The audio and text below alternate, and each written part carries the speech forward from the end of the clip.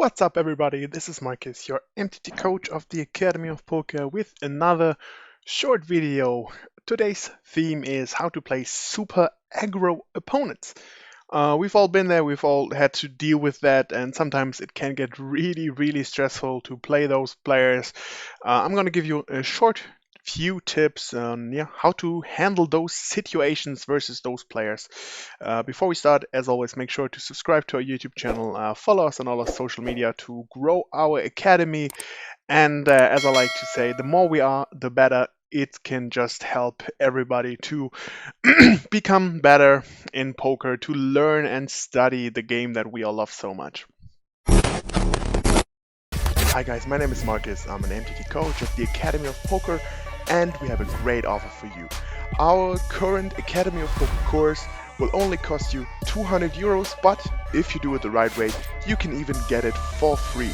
All you have to do is hit the link in the description below, get in contact with our managers, and you can start right away. And now, enjoy the upcoming video. But now let's jump right into it. Just a few general things about aggro opponents. What do they do? So of course, it might be clear to the bigger part of you, but I'm still just gonna talk about it quickly. They bet a lot more. They use way bigger sizings because they really like to polarize, and by polarizing it means that most likely they're either on a really huge hand or on a bluff. So this is only the two options. They will not have like a semi good hand in those situations. That's what you what you say when you think about polarizing, is that you have either the super nuts in this hand or you're on a big bluff.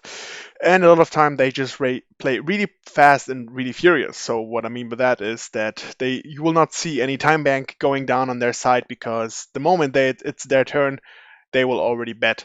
And as I said, they make every decision really fast, and try to put the pressure always on you, and let you do the thinking while they just bet. Now, how to play those? It's easier said than done, of course, but for example, when you are unsure, it's better to give up some hands when, for example, on the flop, you flop third pair and you don't have any draws really. So there's no immediate flush draw or no backdoor flush draw. You don't have a gut shot to go with it, or at least like a backdoor straight draw in some way that at least a few turns can give you an open and straight draws, and or some combo draw, and okay, I got bottom pair. I just have like those 5 outs to either make trips or to make 2 pair, and even if I make the 2 pairs, the board might not be in the best way for me. Then it's most likely better to give up, because if you have the right tag on the person and the right note on them, that they are super aggressive, that they will always bet 3 streets there. So therefore, make your decision on the flop already if you will be able to go for 3 streets, as it's really likely that the opponent will do that, will go for all the 3 streets here versus you.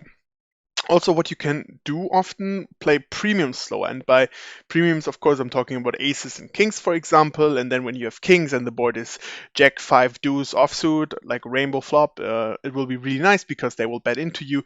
But also when you flop something really strong. So when you flop top set, for example, on a really dry board and he keeps on firing, there's no need to raise. I mean, in general, there's no need to raise because you want to get value. And if you have a top set, what can the opponent really have? Like, there's not that much for him to have if there's no possible straight draws, no possible flush draws. So keep that in mind. And then again, if you want to go for big value, let's say you have bottom set and the flop is ace king 3 and you have the set of 3, so there's a big chance your opponent will have some ace x, maybe some good king x, and he will not let go that easily because he's sticky and he's really aggressive. So in those situations, when you're pretty sure you can get good value out of him, go for bigger raises than usual, because as said, they are more unlikely to let a hand go, but rather to play back at you. If you want to go for bluffs, go for the same, and especially do that on turns and rivers, because on flops, as I said, they will most likely not let go. But if you go for big raises on the turn and big raises on the river, where it's more decisive already, then it will be easier to make them go away or make them call, depending on what you need, of course.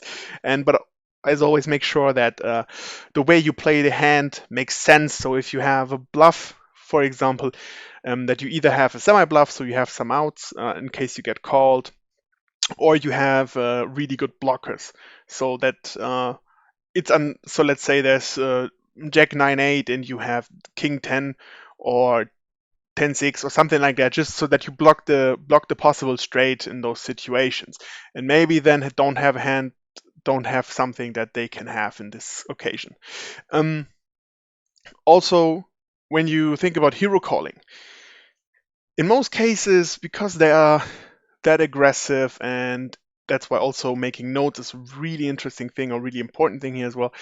When you make hero calls, make sure that the story checks out from your side and it doesn't really add up from his side. So when he's in the big blind and it doesn't really look like he just called the flop and then suddenly raised the turn on when there's like two draws out there, and on the river both the draws brick and he still bets and you have like second pair or third pair in that situation. It will probably be really likely that he just has like a busted draw, and then you will be good, or it doesn't make sense at all the way he played it, which you will see once it happens that it doesn't make sense that he, for example, goes for the check raise on the flop, then goes for a check raise on the turn, and goes for a check raise on the river, or something like this, which looks pretty weird. Like it, sometimes people do that because they just don't want to give up their hand. Um, so yeah, in case you have those hero call decisions, you will most likely probably end up calling in those spots. And as always, if you're wrong for once, make sure to write down everything on the player profile so you see and maybe can remember it for the next time, because a lot of times they use the same betting patterns a lot, especially when they are just fun players and not really sick racks. Uh, this is going to be it for today's video already. Let me know what you think about this. If you have anything to add here to how to play aggressive opponents. And yeah, as always, leave a like. Thanks for watching. Good luck at the tables during this big series is going on.